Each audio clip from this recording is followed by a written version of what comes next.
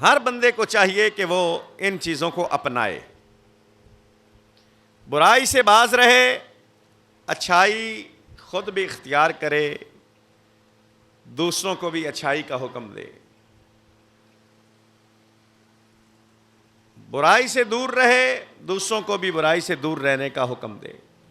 آج کے اس پرفتن دور میں نیٹ کی دنیا ہے، نہ دیکھتے ہوئے بھی لوفر اور گندی چیزیں بندے کے سامنے آ جاتی ہیں۔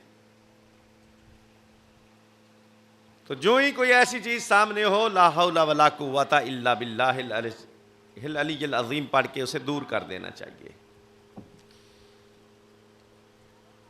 حضرات ذواکار،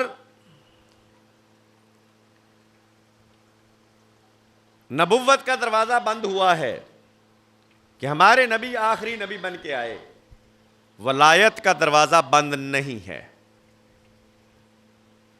ولایت کے لیے کوئی ضروری نہیں کہ کسی اچھے خاندان سے ہی تعلق رکھتا ہو۔ سارے کنبے اور سارے خاندان اللہ کے حضور برابر ہیں۔ ان اکرمکم عند اللہ اتقاکم، اللہ کے نزدیک عزت والا وہ ہے جو پرہیزگار ہے۔ جتنا زیادہ پرہیزگار ہوگا اتنا زیادہ وہ عزت والا ہوگا۔ لیکن پھر بھی نسبت خاندان کی وجہ سے سارے خاندانوں سے سادات کرام اعلیٰ اور افضل ہے، کیونکہ سید کی نسبت میرے آقا علیہ السلام کے خاندان سے ہے۔ لیکن اس میں بھی یہ بات ہے کہ ولایت ضروری نہیں کہ سید ہی ولی بنے، عام سے عام خاندان کے لوگ بھی اگر محنت کریں، ذکر و اذکار کریں، کسی اللہ والے کا دامن پکڑیں تو ولایت دور نہیں ہے۔ حضرات ذواکار، اسی لیے تو کہا گیا ذاتاں اتے مان نہیں، کیا سید کیا جٹ۔ یہ معاملات کچھ الگ تھلگ ہیں۔ دیکھیے ہمارے اس دنیا میں ہی حضرت کرما والے سید اسماعیل شاہ صاحب وہ سید ہیں، لیکن جہاں وہ بیت ہیں وہ حضرت میاں شیر محمد شرک پوری رحمۃ اللہ علیہ، وہ ارائی خاندان سے تعلق رکھتے ہیں۔ سیدنا حضرت عبداللہ المعروف بلے شاہ قصور والے سید ہیں، لیکن جہاں پہ وہ بیت ہیں حضرت سائیں عنایت رحمۃ اللہ علیہ، وہ ارائی خاندان سے تعلق رکھتے ہیں۔ یہ نہیں دیکھا جاتا کہ کون کس خاندان سے ہے، دیکھا یہ جاتا ہے کہ قرب پانے کی کوشش کس نے کتنی کی ہے، اخلاص کس کے دل میں کتنا زیادہ ہے، یہ دیکھا جاتا ہے۔ جو بھی دل و جان سے اللہ کے حضور جھک جائے، عبادت اور ریاضت فرائض کی ادائیگی کے بعد نوافل تطوع کثرت سے کرے تو ممکن ہی نہیں کہ وہ ولایت تک نہ پہنچے۔ حضرات ذواکار، ایک ولایت وہبی ہوتی ہے، ایک کسبی ہے۔ وہبی ولایت وہ ہے جس میں اللہ اور اللہ کا رسول جس کو چاہے چن لے، اور وہ پیدا ہوتے ہی ولی ہوتا ہے، جیسا کہ سیدنا حضور غوث الاعظم سرکار رحمت اللہ علیہ پیدائشی ولی اللہ ہیں۔ حضرت مجدد الافسانی رحمت اللہ علیہ، آپ کی طرف حضور غوث پاک نے اپنا جبہ بھیجا تھا، آپ کی پیدائش سے 100 سال پہلے روانہ کیا تھا۔ یعنی ولایت میں یہ بھی ہے کہ بعض لوگ ایسے ہوتے ہیں جن کے شہرت کے ڈنکے پہلے ہی بج چکے ہوتے ہیں۔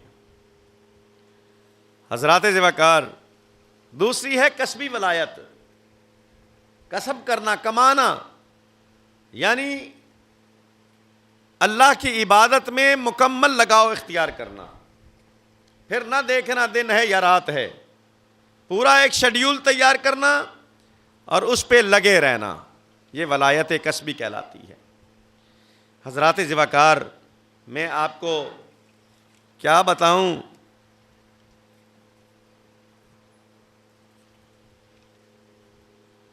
کہ جب بندہ اللہ کا ولی بن جاتا ہے تو پھر اس کو کیا انعامات سے نوازا جاتا ہے،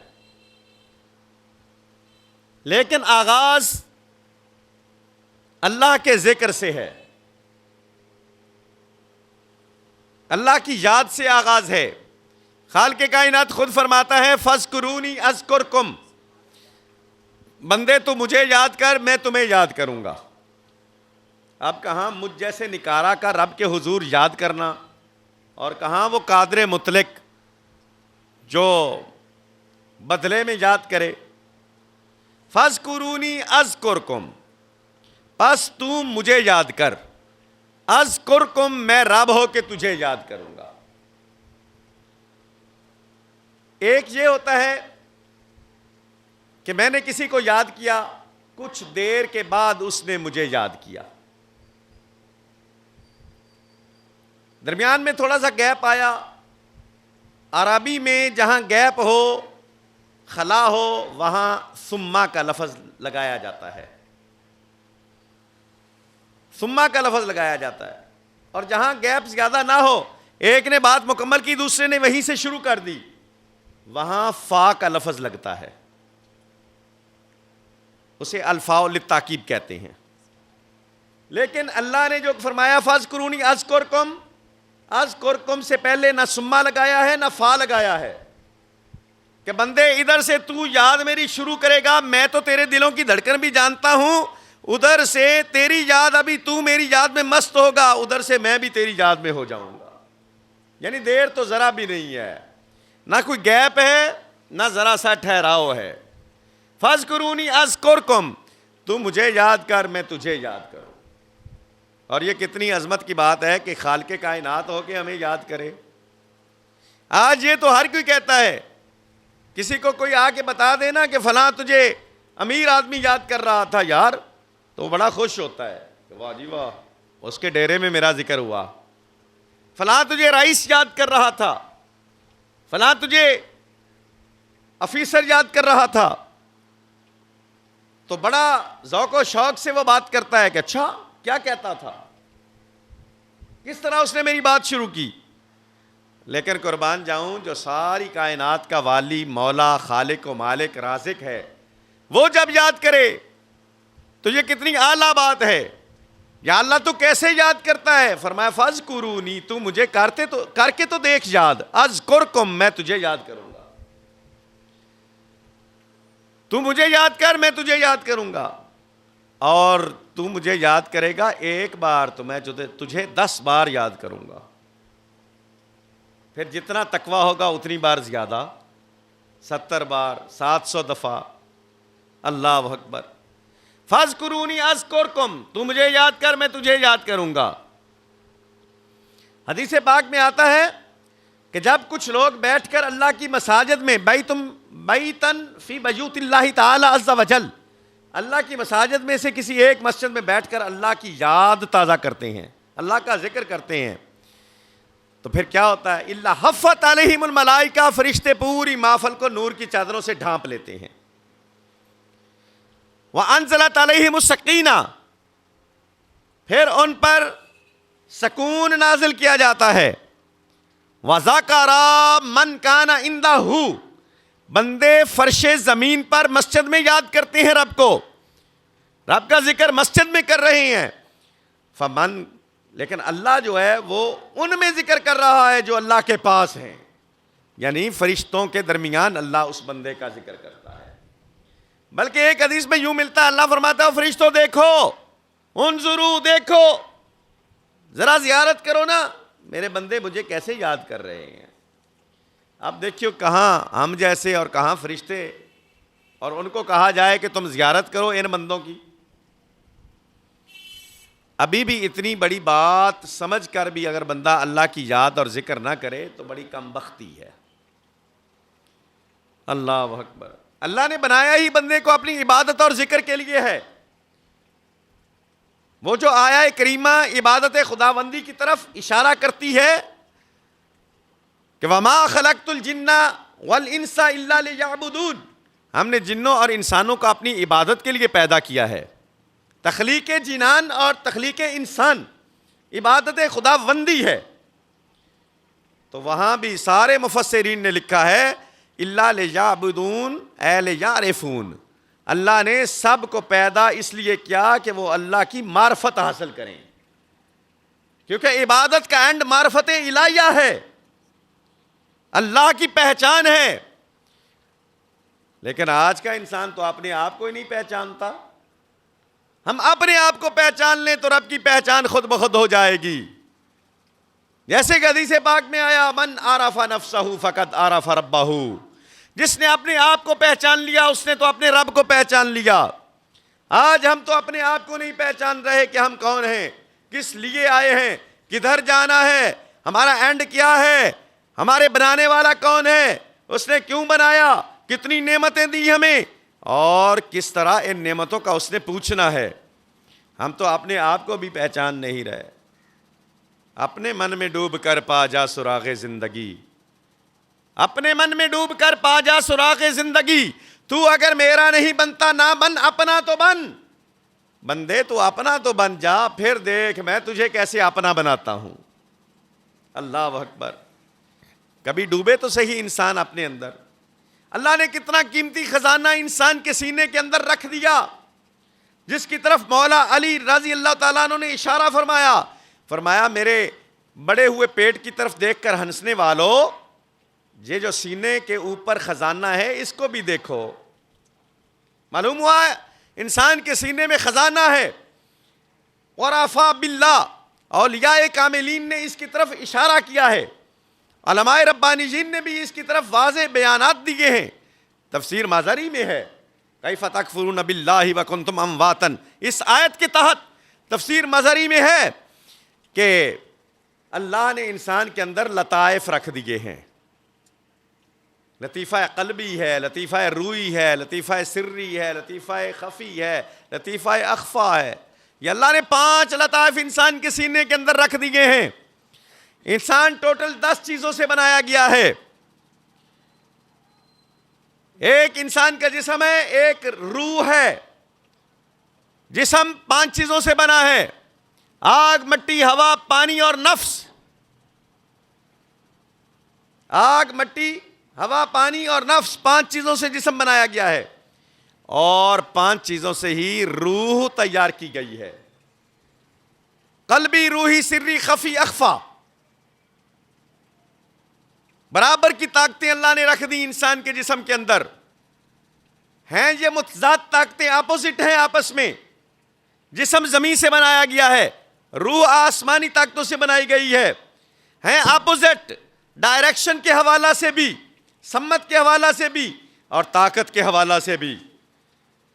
یہ جو جسم کی طاقتیں ہیں، آگ، مٹی، ہوا، پانی، یہ بندے کو نیچے کی طرف کھینچتا ہے. اور جو روح کی طاقتیں ہیں، قلبی، روحی، سری، خفی، اخفا، یہ انسان کو اوپر کی طرف لے جاتا ہے. اب یہ انسان کا اپنا کام ہے کہ وہ کدھر جانا چاہتا ہے.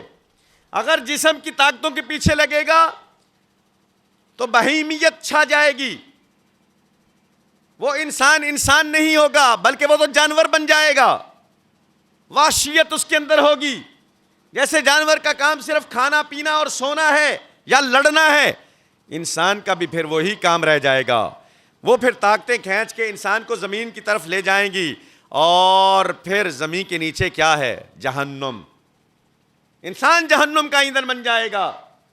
اور اگر ان طاقتوں کے ہوتے ہوئے انسان روحانی طاقتوں کی طرف توجہ دے، اپنے قلب کی طرف توجہ دے، اپنے روح، سر اور خفی اور اخفا کی طرف توجہ دے، تو پھر یہی بیٹھا فرش زمین پر ہوگا، لیکن رابطہ اللہ کے عرش سے ہوگا.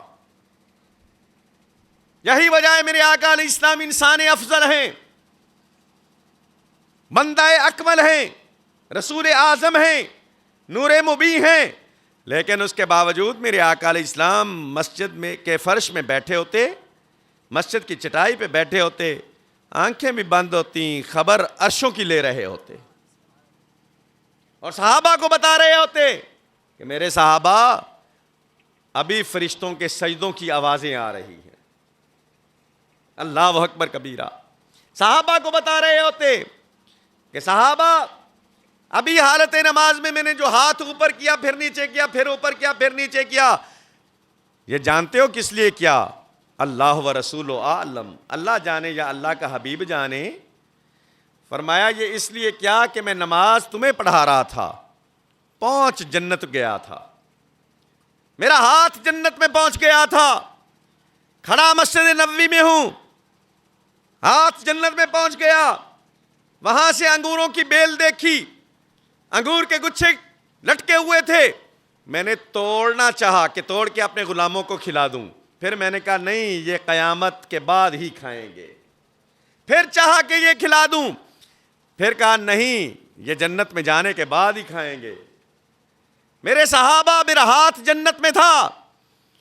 ارے میں بتانا یہ چاہتا ہوں کہ انسان اکمل حضور پر نور سید دو عالم صلی اللہ علیہ وسلم کھڑے مسجد نبوی کے فرش پر ہیں، ہاتھ جنت میں ہے.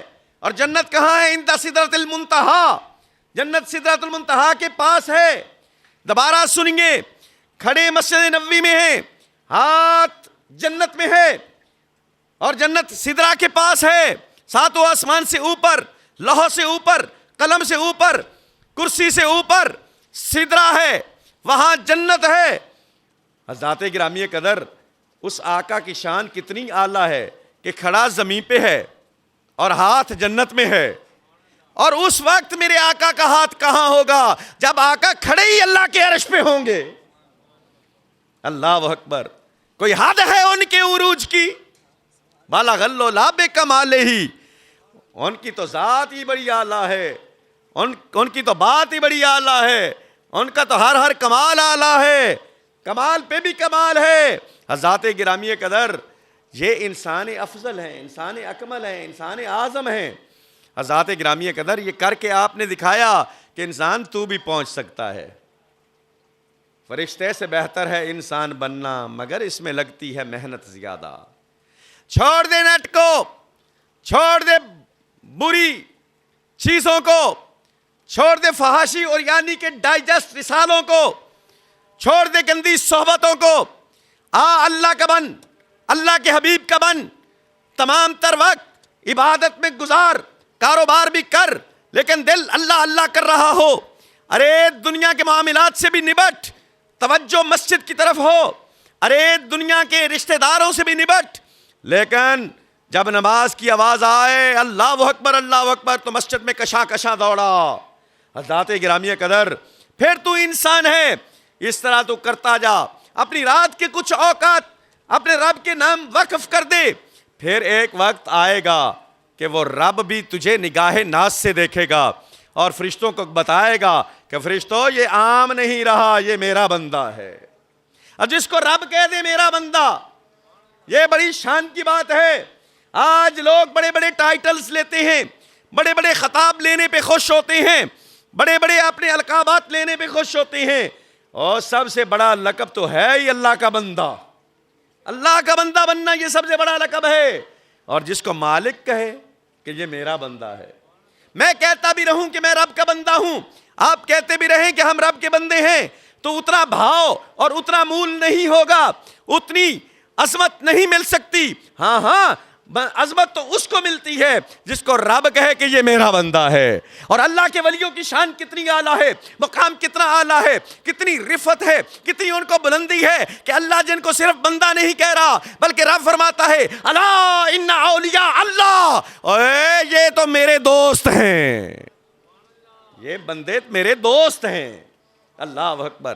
جن کو رب اپنا دوست کہے، جن کو رب اپنا ولی کہے، ان کی شان کا اندازہ کون کر سکتا ہے. حضرات گرامی قدر، پھر ہوتا بندہ ہے، بولتا بندہ ہے، لیکن بول رب رہا ہوتا ہے. پھینکتا بندہ ہے لیکن طاقت رب کی ہوتی ہے. لا یزال عبدی الی الا بالنوافل، حدیث قدسی.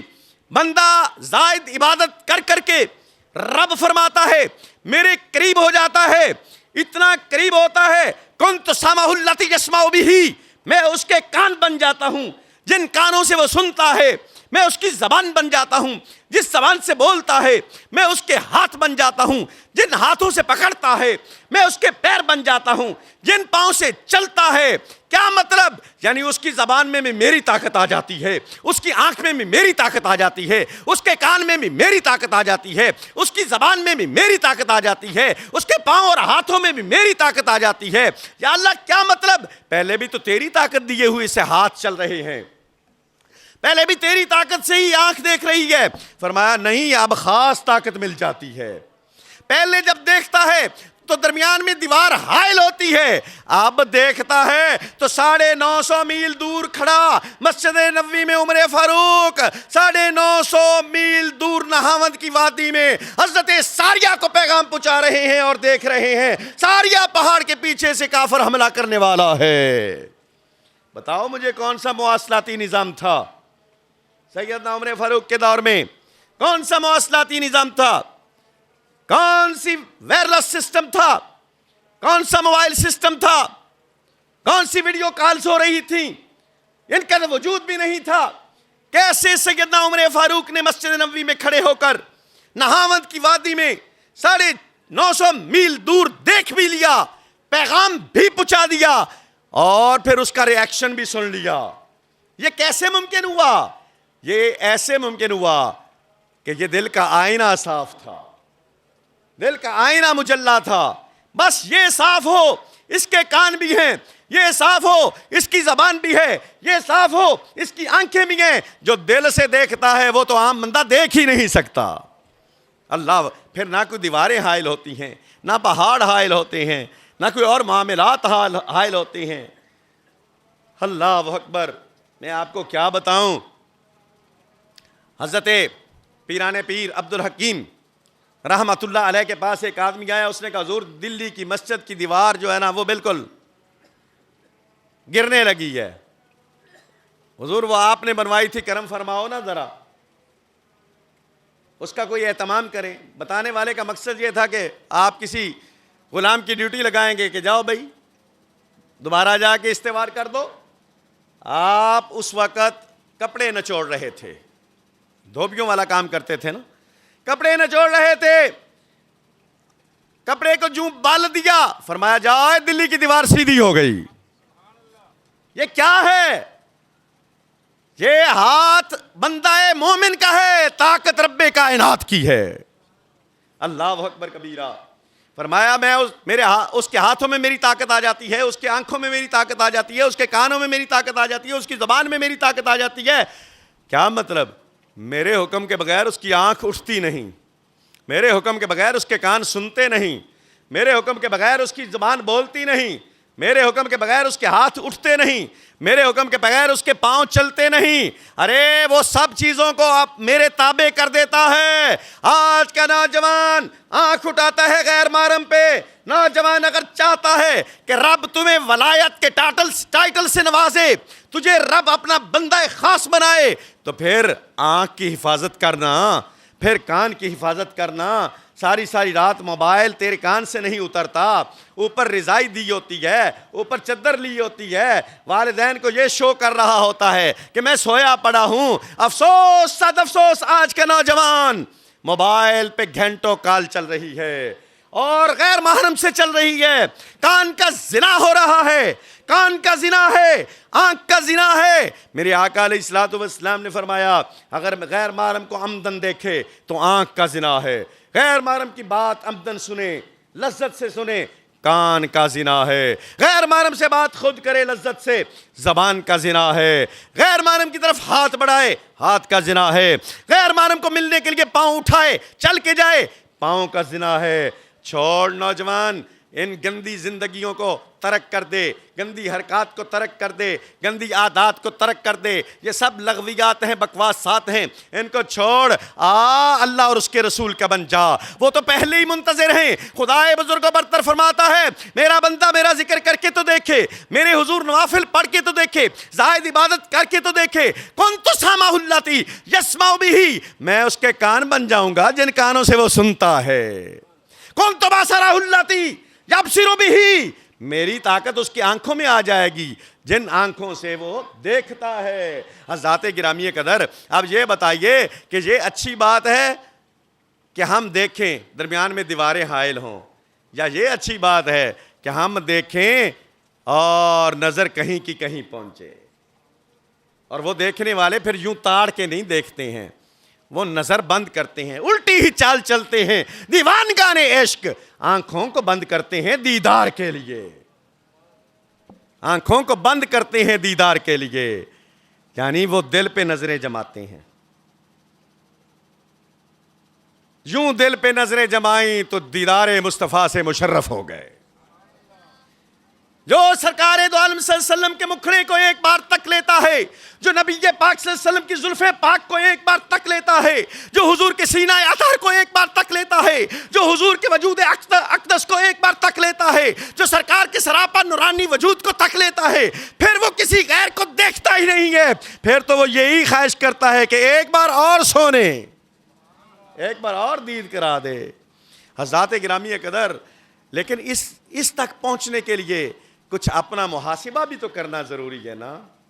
جس پاک نظر سے تو دیدار مصطفیٰ کرنا چاہتا ہے، آج یہ فیس بک پہ اور نیٹ پہ چلتی ہیں باتیں کہ یہ پڑھو جی دیدار مصطفیٰ ہو جائے گا، یا دعاؤں کی صورت میں کہ یہ دعا جی مولا علی نے لکھی ہے، ایویں آپ کی طرف منسوب کر دیتے ہیں۔ استغفراللہ، پاک بندوں کی طرف جھوٹ منسوب کرنا یہ گناہ ہے بہت بڑا۔ یہ پڑھو جی دیدار مصطفیٰ ہو جائے گا، یہ کرو جی دیدار مصطفیٰ ہو جائے گا۔ ہر ایک کا دل ہی چاہتا ہے دیدار مصطفیٰ ہو جائے۔ کبھی یہ بھی تو لکھ دیا کرو نا فیس بک پہ، اپنی عادات کو تبدیل کرو، اللہ کا ذکر کرو، رسول اللہ پہ درود پڑھو، دیدار مصطفیٰ ہو جائے گا۔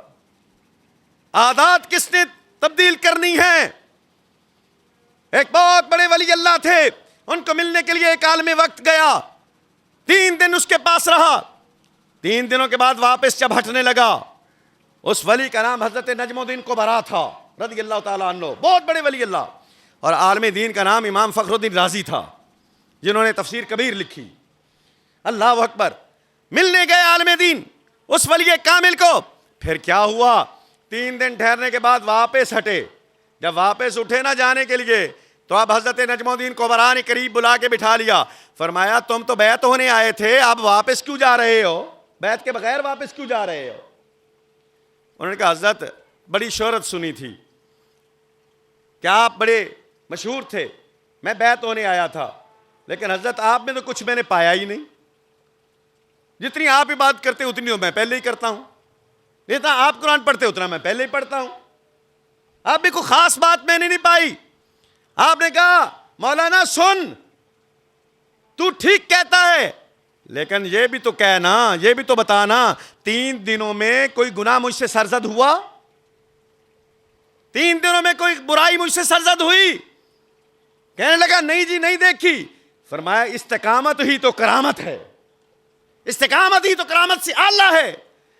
تو خالی جا رہا ہے، تجھے کیا پتا ہم ان خالی ہاتھوں میں کیا لیے بیٹھے ہیں، تم کیا جانو ان خالی ہاتھوں میں کیا ہے۔ حضرت نجم الدین کبرا کو سامنے بٹھا کے آپ نے ان کے سینے پہ ہاتھ دھر دیا، بس ہاتھ دھرنا تھا، 5 جگہ سے اللہ اللہ کی آوازیں آنا شروع ہو گئیں۔ اللہ اکبر کبیرہ، 2 جہاں کی نعمتیں ہیں ان کے خالی ہاتھ میں۔ جب غلاموں کا یہ حال ہے، جب حضور کے کشف برداروں کا یہ حال ہے، جب سرکار کے نالین سے لگنے والی دھول کو اپنی آنکھوں کا سرما بنانے والوں کا یہ حال ہے، تو میرے آقا کی شان کا اندازہ کون کر سکتا ہے؟ میرے آقا کے مقام کا اندازہ کون کر سکتا ہے؟ حضرات گرامی قدر، مت یہ سمجھا کرو کہ کوئی خالی بیٹھا ہے تو شاید خالی ہی ہے، پتہ نہیں اس خالی میں کتنا، وہ تجھے دنیا میں خالی لگ رہا ہو، شاید وہ اللہ کی عشق سے بھرپور ہو، شاید وہ عشق رسول عربی سے معمور ہو۔ حضرات گرامی قدر، فرمایا اس کی آنکھ میری طاقت سے اٹھتی ہے، اس کے کان میری طاقت سے سنتے ہیں، اس کی زبان میری طاقت سے بولتی ہے، اس کے پاؤں میری طاقت سے اٹھتے ہیں، ان میں طاقت میری آ جاتی ہے وہ بندہ، طاقت ربانی اس کے اندر ودیت کر دی جاتی ہے، ڈال دی جاتی ہے، پھر وہ بندہ عام نہیں رہتا، پھر وہ خاص بن جاتا ہے۔ وَلَئِن سَأَلَنِي لَأُوتِيَنَّهُ، پھر رب کہتا ہے میں رب ہو کے انتظار کرتا ہوں، کبھی تو میرا بندہ ہاتھ اٹھائے گا، کبھی تو مجھ سے مانگے گا۔ وَلَئِن سَأَلَنِي، اور اگر وہ مانگ لے، لَأُوتِيَنَّهُ، ضرور ضرور ضرور میں اسے فوری عطا کر دیتا ہوں۔ یہی وجہ ہے کہ اولیاء کاملین کے پاس لوگ جاتے ہیں کہ حضرت جی دعا کرو نا، تسی مقبول بندے ہو، تسی اللہ دے خاص بندے ہو، دعا کرو نا ذرا بیڑے پار ہو جان گے۔ اللہ، یہی وجہ ہے کہ وہ لوگ، ان کا بدن مصفہ ہوتا ہے، ان کا دل مزکہ ہوتا ہے، ان کا دل مجلہ ہوتا ہے، ان کا سر سے لے کر پاؤں تک سارا جسم اللہ کی اطاعت میں ہوتا ہے، اللہ کے رسول کے فرمان کے مطابق ہوتا ہے۔ جو بالکل فرمان کے مطابق ہو جائے پھر وہ ولی کامل بنتا ہے، اور ولی کامل کے لیے اللہ فرماتا ہے وَلَئِن سَأَلَنِي لَأُوتِيَنَّهُ، ایک کری مانگتے تا ویکھ، پھر میں عطاواں دی بارش نہ کراں تے پھر کہہ دیں وَلَئِن سَأَلَنِي لَأُوتِيَنَّهُ، رب عطا کر دیتا ہے۔ نہیں جی اللہ والے کو نہیں جانا چاہیے، رب کو منگنا چاہیے۔ میں کہ بڑے میں تینوں اینا ہی نہیں پتا، اللہ والوں سے نہیں مانگنا تو مانگنا کس سے ہے؟ نہیں جی رب کو منگو، میں کہ رب خود وال بھی سکھاندا ہے میرے کو منگو، پر منگو میرے پاک بندیاں دے وسیلے نال، منگو میرے کروں، میرے پاک بندیاں دے در تے جاتے۔ حضرت زکریا علیہ السلام نے ساری زندگی بیٹے کے لیے دعائیں کی، یا اللہ بیٹا عطا فرما، یا اللہ بیٹا عطا فرما، یا اللہ بیٹا ہو جائے۔ نبی ہیں اللہ کے، رب تو کسی کی نہیں موڑتا، رب تو کسی کو نہیں ٹالتا، رب خود فرماتا ہے وَقَالَ رَبُّكُمْ ادْعُونِي أَسْتَجِبْ لَكُمْ، بندے تو مانگ تو صحیح، میں تجھے فوری نواز دوں گا۔ رب خود فرماتا ہے کہ بندے وَإِذَا سَأَلَكَ عِبَادِي أَنِّي فَإِنِّي قَرِيبٌ أُجِيبُ دَعْوَةَ الدَّاعِ إِذَا دَعَانِ، میرا بندہ جب بھی دعا کرے رب فرماتا ہے میں زیور قبولیت سے نوازتا ہوں۔ رب تو کسی کی ٹالتا نہیں، تو جو متقی پرہیزگار ہو اس کی تو بات طریقے اولا قبول فرماتا ہے، اور جو ہو ہی اللہ کا نبی سیدنا حضرت زکریا علیہ السلام، آپ بار بار دعا کرتے ہیں یا اللہ بیٹا عطا فرما، نرینہ اولاد چاہیے، لیکن بظاہر قبول نہیں ہو رہی۔ پھر ایک دن ایسا آیا کہ اللہ کی ولیہ حضرت مریم علیہ السلام اپنے عبادت خانے میں بیٹھی اللہ کا ذکر کر رہی تھیں۔ زکریا علیہ السلام کے پاس اس کمرے کی چابی تھی، آپ آ کے کھانا دیا کرتے تھے اپنی بھانجی کو۔ اللہ اکبر، جب آ کے تالا کھولا کھانا دینے کے لیے، اوپر چڑھے اس کمرے میں، دروازہ کھولا، کیا دیکھتے ہیں کہ طرح طرح کے پھل، مختلف اقسام و انواع کے پھل، حضرت مریم علیہ السلام جو اللہ کی ولیہ ہیں ان کے ارد گرد پھلوں کے ڈھیر لگے ہوئے ہیں۔ حضرت زکریا علیہ السلام حیران ہو گئے، یہ پھل کہاں سے آ گئے؟ مکفل تھا کمرہ، چابی میرے پاس تھی، کوئی اور آ نہیں سکتا یہاں، یہ کہاں سے آ گئے؟ پوچھا ان لک ھذا یا مریم، قرآن پاک 3 پارہ، ان لک ھذا یا مریم، مریم بتا تو صحیح یہ کہاں سے آئے ہیں پھل، یہ کہاں سے آ گئے؟ طرح طرح کے بے موسم پھل کہاں سے آئے؟ حضرت مریم علیہ السلام نے عرض کیا قالت ہوا من عند ربی، یہ میرے رب کی طرف سے آئے ہیں، یہ رب کی طرف سے ہیں، میں اس کا ذکر کرتی ہوں رب مجھے پھل دیتا ہے، میں اس کا ذکر کرتی ہوں رب مجھے پھل دیتا ہے۔